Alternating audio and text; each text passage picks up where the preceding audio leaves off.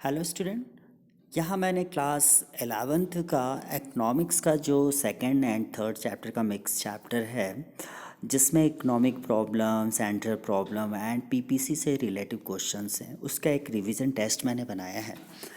आप इसको ध्यान से समझिए। जैसे फर्स्ट क्वेश्चन है, economic problem arise due to. Economic problem क्यों होती है? Limited wants, scarce resources, alternative uses. देखो, तो हमें तो पता है ना कि रिसोर्स हमारी जो वांट्स होती है वो अनलिमिटेड होती है, लिमिटेड नहीं होती है। बोथ बी एंड सी। तो इसका आंसर क्या बनोगे? हमारे पास एक तो रिसोर्सेज की कमी भी है और उस रिसोर्सेज के ज़्यादा यूजेस हैं, तो ये दोनों तो सही है, बट ये रॉन्ग है। तो इन दोनों के लिए हम क्या आंसर देंगे? डी ऑप्शन, बी एंड सी। देखिए इसके आंसर में आते हैं। इसके आंसर में फर्स्ट का क्या आंसर हो गया? D, B and C. Next question है आपका, नेक्स्ट क्वेश्चन है the opportunity cost of 100 kg of rice produce on a land which can also produce 80 tons of wheat is। अब इसमें अपॉर्चुनिटी कॉस्ट क्या कहते हैं? अपॉर्चुनिटी कॉस्ट वो कहलाती है बेस्ट अल्टरनेटिव रिसोर्स, जो हमारी बेस्ट अल्टरनेटिव यूजेस होती है उसे हम, तो यानी 800 kg ऑफ राइस और 80 टन्स ऑफ व्हीट में बेस्ट क्या हुआ? 80 टन्स हुआ ना। तो इसका आंसर क्या बनेगा? B part, 80 tons of wheat. तो इसका भी आंसर देखिए आप, क्या हुआ? B part, 80 ton of rice. अब नेक्स्ट क्वेश्चन है, next third question, concavity of PPC implies increase in slope, decrease in slope, constant slope and none of these। तो देखो यहाँ पे जो हमारी पीपीसी कर्व होती है वो किस पे स्लोप करती है? इंक्रीजिंग स्लोप पे।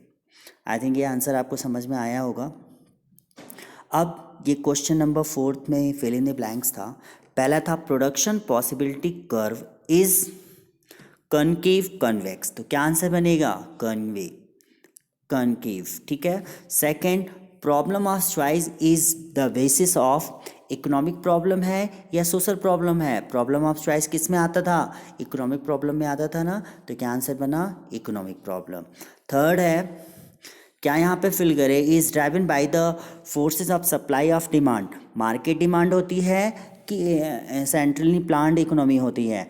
तो supply of driven forces of supply और डिमांड पे कहाँ पे चलता है? मार्केट डिमांड पे चलता है। सेंट्रल प्लांट पे तो एक, जैसे कि एक ऑर्डर फॉलो किया जाता है ना, तो यहाँ पे क्या आएगा? Market demand. Production possibility curve is based the assumption. Curve में क्या एजम्पशन होते हैं? टेक्नोलॉजी से रिलेटेड दे रहा है ऑप्शन, तो टेक्नोलॉजी क्या होनी चाहिए? एक ही होनी चाहिए ना। तो क्या आएगा? कॉन्स्टेंट टेक्नोलॉजी, चेंज ही नहीं कर सकते। अब इसका भी आंसर देख लेते हैं। देखिए, फर्स्ट का concave, economic problem, market economy, consent economy. Next question है आपका, give one reason for a rightward shift of the production possibility curve. Rightward shift होने का कोई एक रीज़न दीजिए। तो यदि रिसोर्सेज हमारे इंक्रीज होंगे, इंक्रीज द रिसोर्सेज, यदि हमारे रिसोर्सेज इंक्रीज होंगे तो प्रोडक्शन पॉसिबिलिटी कर्व जो है राइटवर्ड शिफ्ट करेगा। नेक्स्ट क्वेश्चन बहुत ही ईजी था। What are the central problem? Central problem वही प्रॉब्लम होती है जो हर एक इकोनॉमी को बियर करना पड़ता है। क्या कहते हैं उसको? What to produce, how to produce, whom to produce. Central problem and those problem which arise every economy at the micro level, what to produce, how to produce, whom to produce. अब next question में कह रहा था कि हमें question number 7, what is the mean by production possibility curve, explain with the help of a table and diagram. तो आप यहाँ पे क्या करोगे? एक तो टेबल बनाओगे जिसमें कोई भी दो प्रोडक्ट लोगे, एक को इंक्रीजिंग से स्टार्ट करके डिक्रीजिंग तक ले जाओगे, एक को डिक्रीजिंग से स्टार्ट करके इंक्रीजिंग तक ले जाओगे। क्योंकि हमारे पास रिसोर्सेज पहले ही बता दिया, रिसोर्सेज सेम है। हम जब सेम रिसोर्सेज में कोई भी चीज़ बनाएंगे तो वो 100% होगा, क्योंकि हम दूसरा नहीं यूज कर रहे हैं। अब यदि हम दोनों को यूज करेंगे तो ये परसेंटेज थोड़ा डिक्रीज होगा, तो ये परसेंटेज थोड़ा इंक्रीज होगा। वही दिखाया गया है यहाँ। जितने भी कॉम्बिनेशन इसके बनाए गए हैं सब में यही दिखाया गया है, एक बार घटता है एक बार बढ़ता है। इसी को ग्राफ में प्रेजेंट कर देना। ये हो गया, जैसे 100 पे 0 तो 100 हो गया, 0 हो गया, ये पॉइंट हो गई। फिर 90 पे 10 तो ये हो गई 90, ये हो गया 1, तो 90 को 1 से ऐसे लाइन खींच दिया। इस तरीके से हमारा ये लाइन बनता जाएगा, ये बन गया पीपीसी कर्व। लेकिन इसके लिए हमें एजम्पशन लिखना बहुत ज़रूरी है। भले ही आप एक्सप्लेन ना करो, लेकिन एजम्पशन जरूर लिखोगे। 3 मार्क्स का क्वेश्चन था, इसलिए मैंने सिर्फ एजम्पशन ही लिखा है, मीनिंग और वो नहीं डाला है। आप चाहे तो डाल सकते हो, वो ज़्यादा बेस्ट पड़ेगा।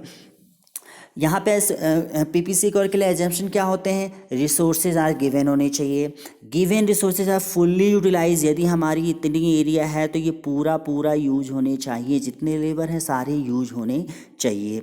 और टेक्नोलॉजी जो है रिमेन कांस्टेंट होने चाहिए, एक ही टेक्नोलॉजी यूज होनी चाहिए हर एक कॉम्बिनेशन के साथ। तो ये आपकी असाइनमेंट हो गई। आई थिंक आपको समझ में आया होगा। ये वीडियो मैंने इसलिए बनाई है कि थ्योरिकल वीडियो को उतने वो से समझाया नहीं जा सकता, बट कभी कभी बच्चे कंफ्यूज होते हैं कि 1 मार्क्स में हम कितना लिखें, 2 मार्क्स में कितना लिखें। उससे रिलेटेड ये आपको हेल्प मिलेगी। Subscribe my channel. आगे की चैप्टर्स जो है न्यूमेरिकल से रिलेटेड है, यूटिलिटी। तो इसके बाद हम वीडियोज़ में आपको असाइनमेंट कराएंगे। Thank you for watching. Subscribe my channel.